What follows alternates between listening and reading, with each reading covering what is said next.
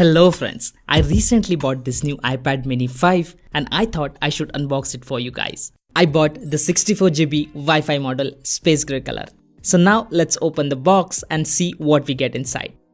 Straight away iPad mini 5 right in the front. It's wrapped in the plastic. So let's unwrap it.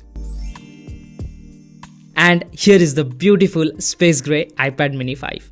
Let's see what else we get in the box. First you got this quick iPad mini guide, then some regulatory notes, and then the famous Apple stickers. Now next up, you've got this Lightning to USB-A charging cable. I wish Apple had provided USB-C connector, but this will also work, no problem at all. And then comes this power adapter with international socket. This will vary depending on the region and you need to fix these two together to make them work. And that's all you get with the purchase of iPad mini 5. If you have any questions or want to know anything specific about this iPad before purchasing, do let me know down in the comments below. I'll see you guys in the next one. Until then, take care and thank you so much for watching.